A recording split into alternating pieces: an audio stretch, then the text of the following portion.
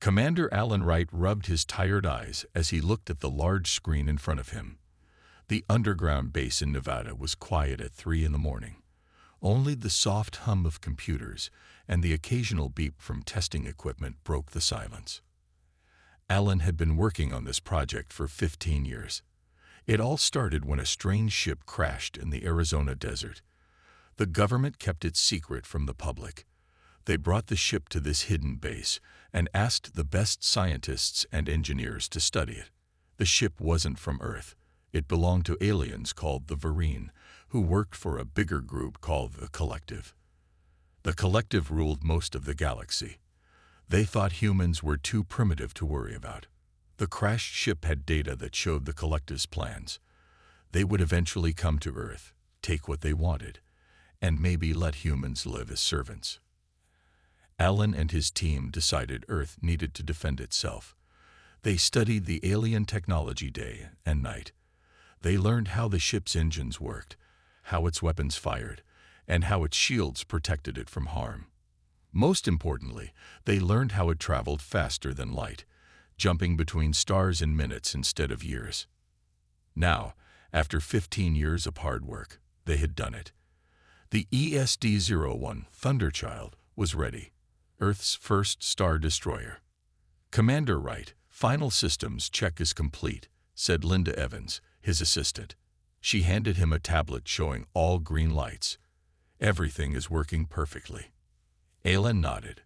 He walked to the large window overlooking the main hangar. The Thunderchild filled the massive underground space. It was huge, almost 2 kilometers long. Its dark metal hull gleamed under the bright lights. It looked powerful and dangerous. "Hard to believe we built this," said Jack Perry, the weapons specialist, as he joined Alan at the window. "When we started, we could barely understand how their coffee maker worked." Alan smiled. "The president is coming tomorrow for the final briefing. Then we move it to the moon base for launch next week." "The Collective has no idea what's coming," Jack said with a grin. "That's the plan," Alan replied. "They think we're still playing with rockets and space stations. They don't know we've been building this beast." Linda looked worried. "But what if they see this as a threat? What if we start a war we can't win?"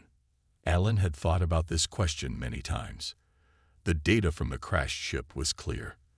The Collective will come to Earth eventually. They always do this to planets with resources they want. They take what they need and leave the native species to serve them or die out. He turned to face his team. "We're not starting a war. We're making sure we don't lose one before it begins." Later that night, Alan sat alone in his office. He opened his desk drawer and pulled out an old photo. It showed him and his wife Susan on their wedding day, both smiling and happy. She died 5 years ago from cancer. The doctors couldn't save her. Alan touched the photo gently. "I wish you could see what we've built, Sue. You always said humans would reach the stars someday." His phone buzzed. A message from Captain Lisa Summers. "Crew selection complete. 500 of Earth's best, ready to serve on Thunderchild. When do we tell them the full mission?" Alan texted back, "After launch, before we make the first jump." He put the phone down and looked at his wife's photo again. "We're not just reaching the stars now, Sue. We're going to make sure humanity has a place among them." Outside his office window, the massive shape of the Thunderchild waited in the shadows. Soon it would leave Earth and carry humanity's hopes into the darkness of space. The galaxy thought humans were weak and primitive. The Thunderchild would change that forever. Captain Lisa Summers stood tall on the bridge of the Thunderchild. Her blue uniform was crisp and new. Everyone on the bridge wore the same uniform, created just for this mission. The Earth Space Defense Force was so new that they had only made these uniforms a month ago. "All systems ready, Captain," said First Officer Ryan Jones. "Lunar dock is clear for departure." Lisa nodded. She looked around at her crew. They were the best Earth had to offer. Pilots, engineers, scientists, and soldiers. 500 people chosen from millions. Many didn't know the full truth yet. They thought this was just a test flight of new technology. Only the top officers knew they might never come back to Earth. Main engines online, called out the chief engineer. Quantum fold drive is charged and ready. Lisa took a deep breath. This was the moment everything changed for humanity. For thousands of years, people had looked up at the stars and wondered what was out there. Now they were going to find out. "Release docking clamps," she ordered. There was a deep thud as the huge metal arms holding the ship let go. The Thunderchild floated free, still hidden on the dark side of the moon. No Earth telescope could see them here. "Take us out, slow and steady," Lisa said. The ship moved forward, its massive engines giving off a soft blue glow. It was nearly 2 kilometers long and shaped like an arrow. Its dark hull was covered with weapons and sensors. At the front, the main cannon looked like a giant eye, ready to open. Dr. Susan Miller watched from her station. She had designed a quantum fold drive that would let them jump between stars. It was based on the alien technology, but she had made it better, more powerful. "Drive status is green," she reported. "We can make the first jump as soon as we clear lunar orbit." Lisa nodded. "Set course for the edge of the solar system. We'll make our first jump from there." The Thunderchild moved away from the moon, picking up speed. Earth grew smaller behind them. It looked peaceful from here. Blue oceans, white clouds, green and brown land. Most people down there had no idea what was happening. "Captain," said Communications Officer Ben Wells, "we're receiving a message from command." "Put it through," Lisa ordered. Admiral Paul Wilson's face appeared on the main screen. He looked tired but proud. "Captain Summers, you are clear to proceed with Phase 1. Remember, this is a reconnaissance mission. Observe but do not engage unless absolutely necessary." "Yes, Admiral," Lisa replied. "We understand." The Admiral's expression grew serious. "The future of our planet is in your hands. If the collective is planning to move against Earth, we need to know. But don't risk your ship or crew unless you have no choice." "We'll be careful, sir," Lisa promised. "Good luck, Thunderchild. Earth stands with you." The screen went dark. Lisa turned to her crew. "It's time to tell them," Ryan said quietly. Lisa nodded. She pressed a button on her chair arm. Her voice would now reach everyone on the ship. "Attention all crew. This is Captain Summers. In 1 hour, we will activate the quantum fold drive and leave our solar system. This is not just a test. We are going into collective space to gather information and show them that Earth is not the primitive planet they think we are." She paused, letting her words sink in. "Some of you joined thinking this was just a training mission. I'm sorry for the secrecy. The truth is, we may be gone for months, even years.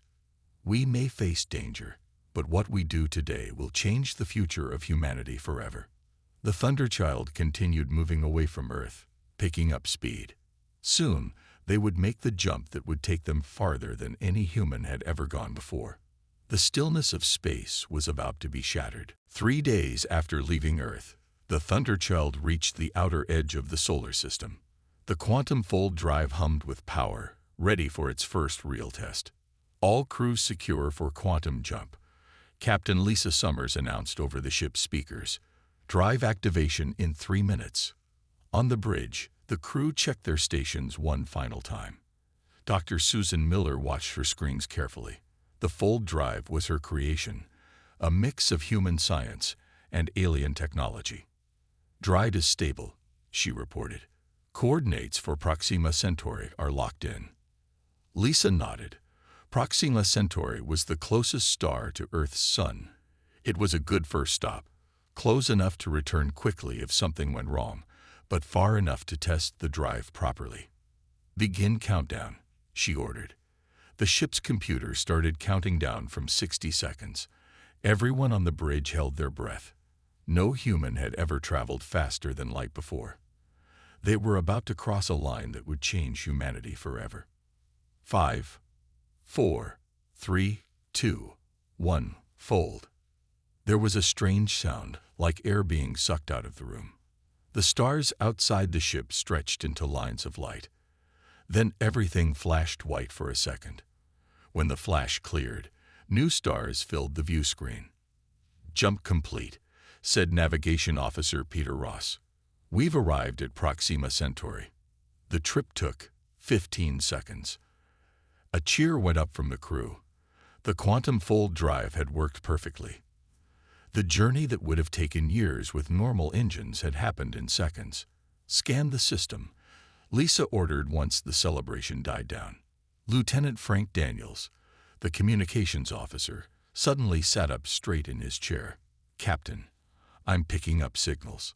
Artificial signals. Not from Earth." The bridge went silent.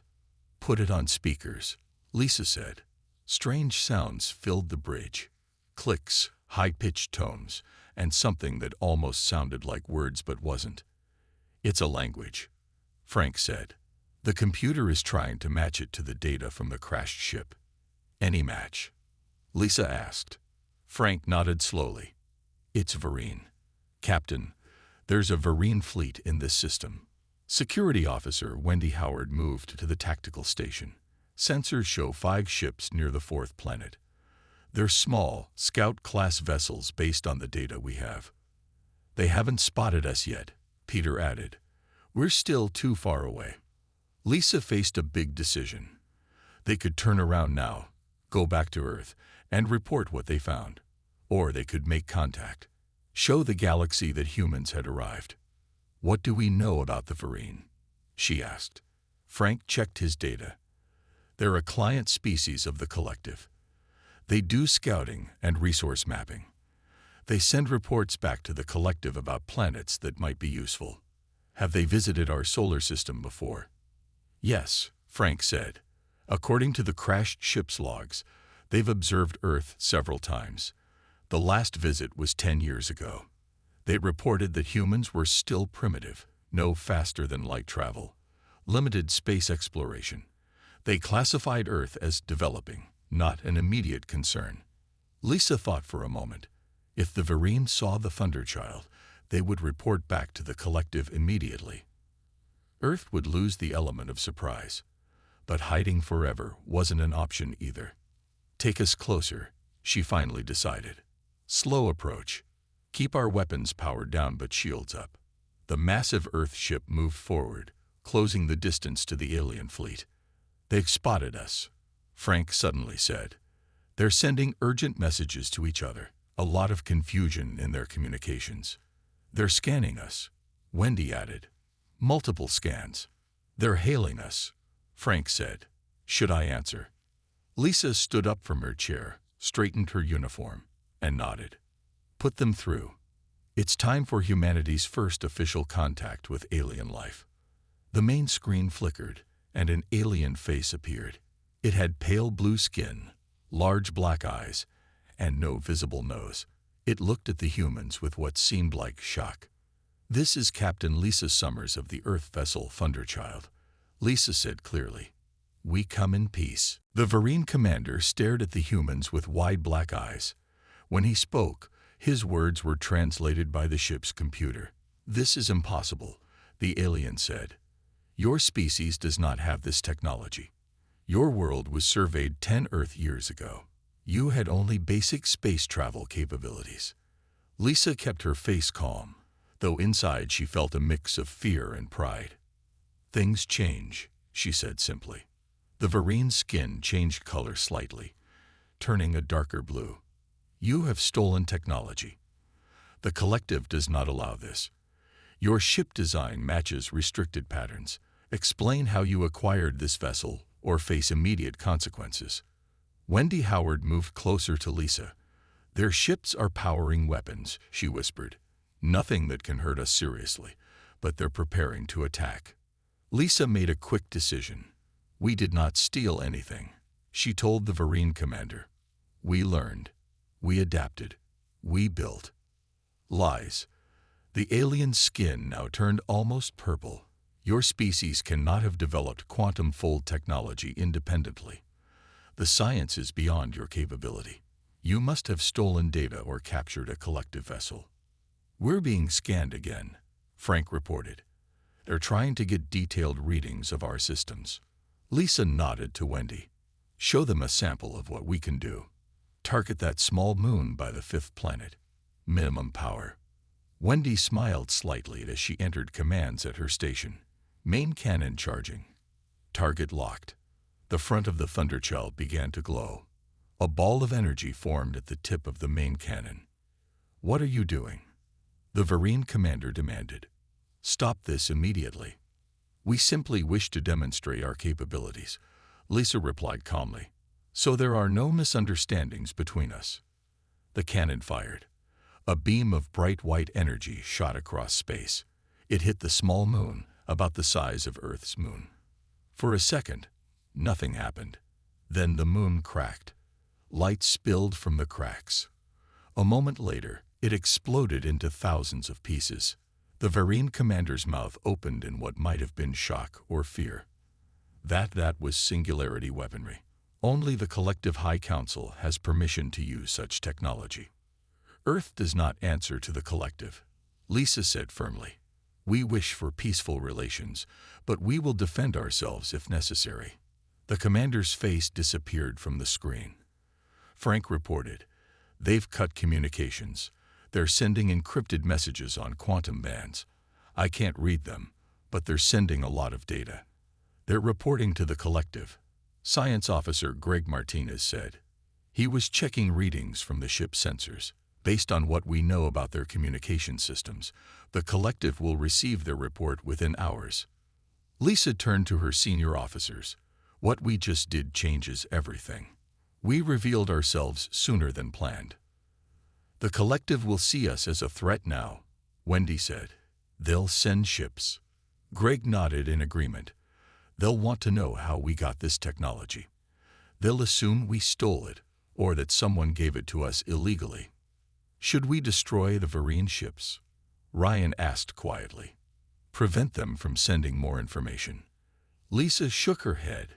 No, that would only confirm their worst fears about us. Besides, the message is already sent. We need to move to the next phase of the plan. She stood in the center of the bridge and looked at her crew.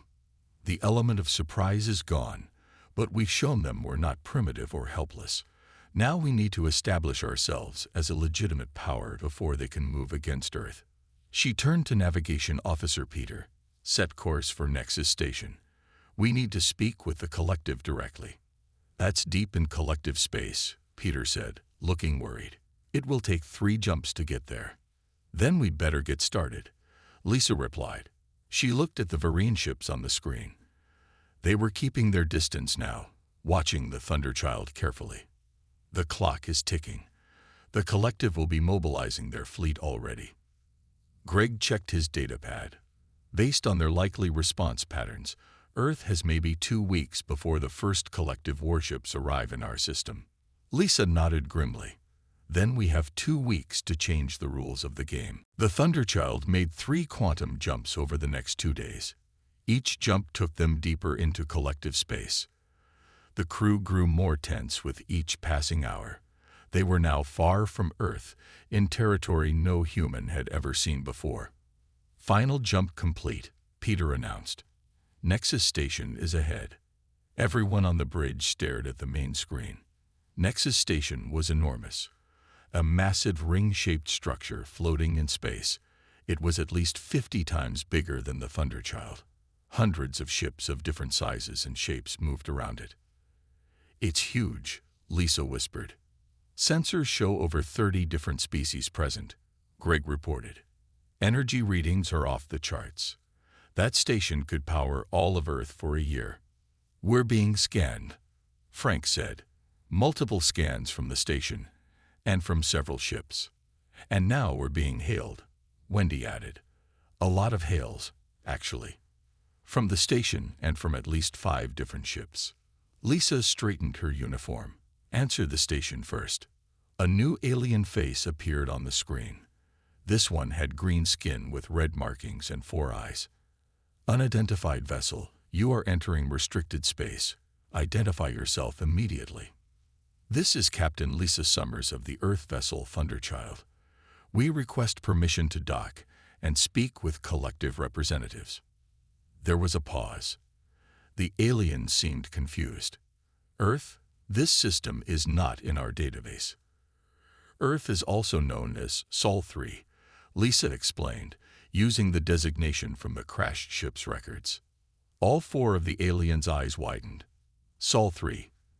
That is a pre-spacefaring world under monitoring protocols. You cannot be from Sol 3. Yet here we are, Lisa replied calmly. The alien disappeared from the screen. Frank reported, "They're talking to someone else. I'm picking up a lot of communication chatter. The word human is being repeated. They're sending our image to other ships and to the station," Greg added. "We're causing quite a stir." After several minutes, the green alien returned. "A Collective Security Council representative will meet with you. You are granted limited docking permission. Follow the guidance beacon to Docking Bay 94. Do not deviate from the assigned path. Any aggressive action will result in immediate destruction." The screen went dark. "Friendly bunch," Ryan muttered. "They're scared," Lisa said. "We're something they didn't expect." The collective doesn't like surprises. The Thunderchild followed the glowing beacon toward the massive station. As they approached, they could see that the station was made up of thousands of separate structures connected together. It looked like it had been built over a very long time, with different sections showing different architectural styles. "I'm picking up millions of life signs," Greg said in awe. "This is a city in space." "Who's going to the meeting?" Ryan asked. "I am," Lisa said, along with Ambassador Joseph Carter and a small security team. "The rest of you will stay on the ship. If anything goes wrong, your orders are to return to Earth immediately." "Captain," Frank interrupted, "there's something odd happening. The station is broadcasting our arrival on all channels. Our image is being sent everywhere, and the ships around us, they're moving away, giving us a wide berth." Lisa frowned. "They're treating us like we're dangerous." "Well, we did blow up a moon," Wendy pointed out. Joseph Carter entered the bridge. He was in his 60s with gray hair and wore a formal black suit. As Earth's first ambassador to alien species, he looked remarkably calm. "Captain, I've prepared our formal request for recognition," he said. "We'll demand acknowledgement of Earth as a spacefaring civilization with full rights under collective law." "Do you think they'll agree?" Lisa asked. Joseph smiled slightly. "Not willingly, but they have rules they must follow, even if they don't like the outcome." The crashed ship's database was clear about that. The collected values order above all else.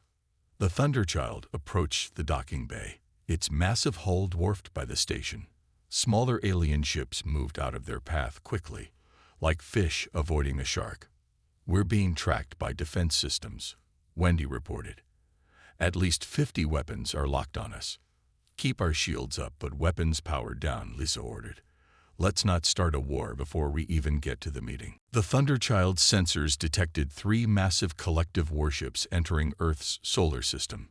Acting Fleet Admiral Paul Wilson watched from the command center beneath the Rocky Mountains as the alien vessels took up positions around Earth. "Status report," he demanded. "The alien ships are holding position in high orbit," reported Lieutenant Sam Davis. "They're scanning everything. Our cities, power plants, military bases.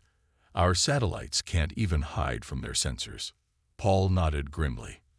When the Thunderchild left for Nexus Station, Earth knew this moment might come. They had prepared as best they could, but Earth's defenses were no match for the collective warships. "Any communications?" Paul asked. "Nothing yet, sir." "Wait, we're receiving a transmission now. It's being broadcast on all frequencies. Radio, television, internet. They want everyone to hear this." A face appeared on the main screen. A tall alien with pale gray skin and glowing yellow eyes. When it spoke, its voice was deep and cold. "People of Earth, I am High Commander Zex of the Collective Security Force. Your unauthorized acquisition of restricted technology has been noted. Your attempted deception with your vessel, Thunderchild, has failed. You will surrender all quantum technology, weapons systems, and data storage units immediately. The alien paused, its yellow eyes seeming to stare directly at Paul. You have 6 Earth hours to comply. After that time, we will begin orbital strikes on military installations to ensure compliance. This is not negotiable. The screen went dark. Paul looked around at the grim faces of his staff. Options. Colonel Laura Reed spoke first. Our planetary defense systems might take down one of their ships, but not all 3. And we have no way to stop orbital bombardment. What about our other ships? Paul asked. The prototype vessels aren't ready, Laura replied. The Mercury and the Apollo could fly, but their weapons aren't installed yet. Paul walked to the window overlooking the massive underground hangar. 2 nearly complete starships sat there, smaller than the Thunderchild, but built with the same technology. Earth had been racing to build a fleet, but they needed more time. Get me a secure channel to the Thunderchild, Paul ordered. After several tense minutes, Captain Lisa Summers appeared on the screen. She looked tired but determined. Admiral Wilson, I'm glad you got through. We don't have much time, Captain. The collective has arrived. 3 warships are in orbit. They're demanding we surrender all our technology or they'll attack. Lisa's face hardened. The negotiations here aren't going well either. The collective representatives refuse to recognize Earth as a legitimate spacefaring civilization. They insist we must have stolen their technology. How soon can you return? We're preparing to leave now, but it will take at least 12 hours to reach Earth, even with maximum quantum fold jumps. Paul shook his head. That's too long. They're giving us 6 hours before they start bombing. Lisa thought for a moment. Admiral, Chief Engineer Alan Wright has been studying the collective ships here at the station. He thinks he's found a weakness in their shielding systems. If we send you the data, could your technical team make use of it? Send it, Paul said immediately. We'll figure something out. After the transmission ended, Paul turned to his team. Get our best engineers working on that data as soon as it arrives, and launch the Mercury and Apollo. Ready or not, we need every ship we can get. High above Earth, the 3 collective warships waited. Each one was 5 times the size of the Thunderchild, armed with weapons that could destroy entire cities. They had faced no real resistance in thousands of years. No species had ever dared to challenge them. In the lead ship, High Commander Zex watched Earth on his view screen. Such a blue planet, so full of life. Soon its people would learn their place in the galactic order. The collective always won. The stillness of their dominance would continue, unbroken. The clock was ticking. Earth had less than 6 hours left. 5 hours had passed since the collective's ultimatum. Earth's military leaders gathered in the underground command center, reviewing the data sent by the Thunderchild. It's brilliant, said Dr. Olivia Barnes, head of Earth's Science Division. The collective ships use quantum shielding that creates a perfect defense against normal weapons. But Alan Wright found a flaw. She pointed to a diagram on the main screen. Their shields operate on a specific frequency pattern. If we send a different pattern at exactly the right moment, it creates a feedback loop. Their shields will collapse for about 30 seconds. Can we exploit that? Admiral Wilson asked. We've modified our satellite network to emit the counter frequency, Olivia explained. But we need to get their shields to maximum power first, or the feedback won't work. So we need to attack them, Colonel Laura said. Make them strengthen their shields. Admiral Wilson nodded. Launch the Mercury and Apollo.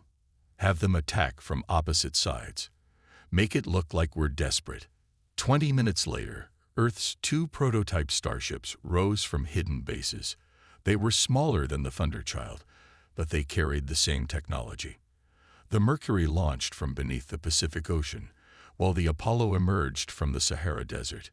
In orbit, High Commander Zex noticed the new ships immediately. They have more vessels, he said with surprise. Increase shield power. Prepare to destroy them. The 2 Earth ships approached the collective vessels from different directions. They fired their weapons, which flashed against the alien shields without causing damage. "Their attacks are ineffective," reported Zex's second-in-command. "Shields are holding at maximum power." Zex's yellow eyes narrowed. They must know they cannot win. Why attack? On Earth, Admiral Wilson watched the battle on his screens. The collective ships have raised their shields to maximum. All 3 ships are at full power. "Satellite network is ready," Olivia reported. "Counter-frequency generators charge." Wilson took a deep breath. "Activate now."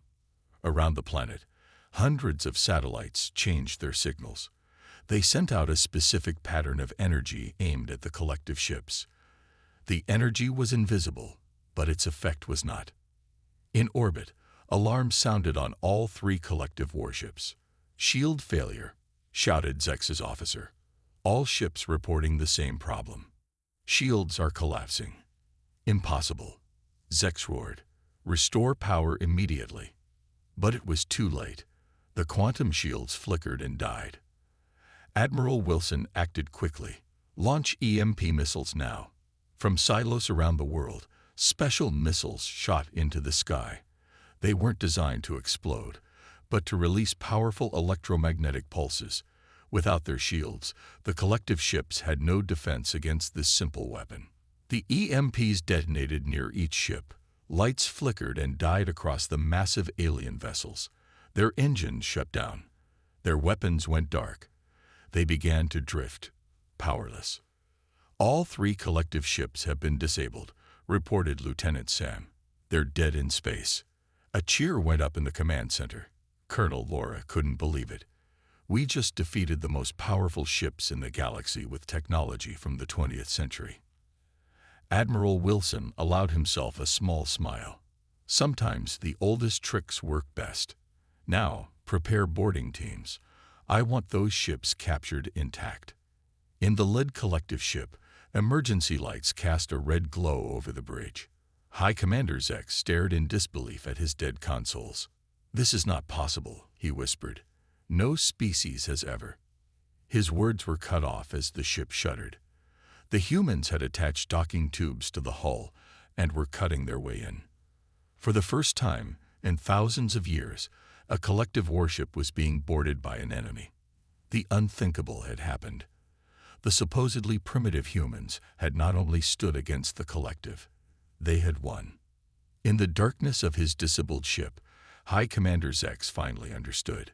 The stillness of collective dominance had not just been disturbed, it had been shattered. 6 months passed since Earth's unexpected victory over the collective warships. The world had changed in ways no one could have imagined.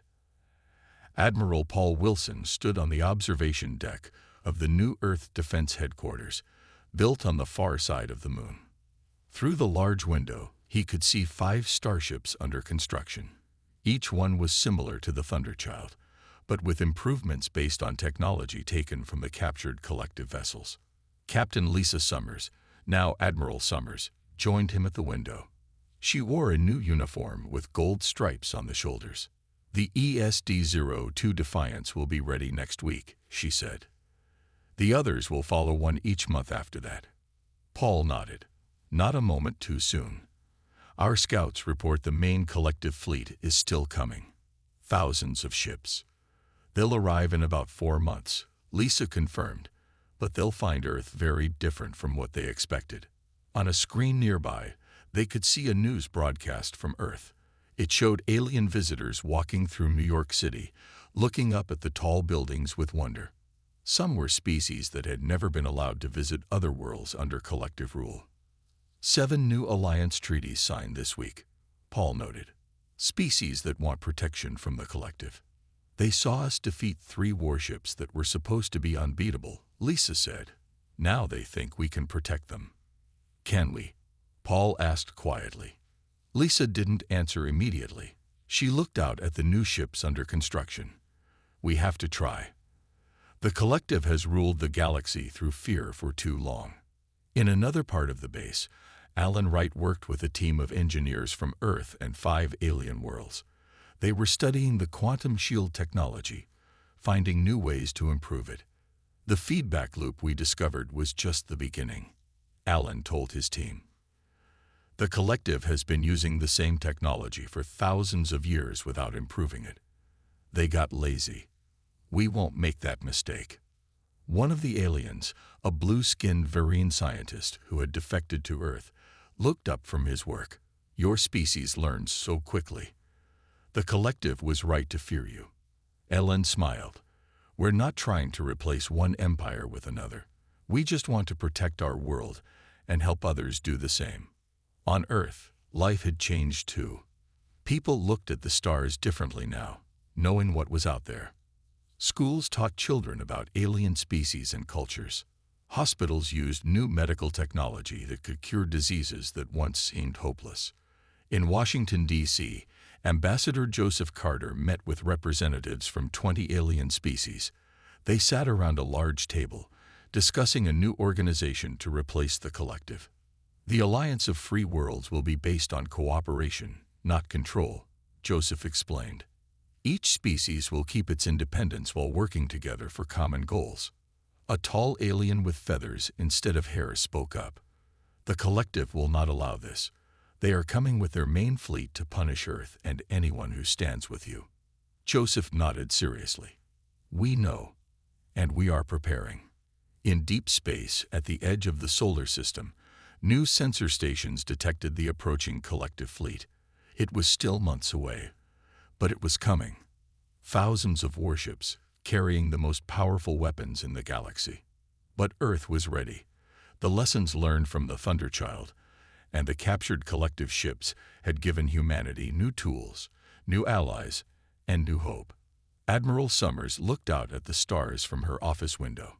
They thought we were primitive, that we would stay quiet and accept our place, she said softly. They never understood what humans do when backed into a corner. On her desk sat a small model of the Thunderchild, Earth's first star destroyer, the ship that changed everything.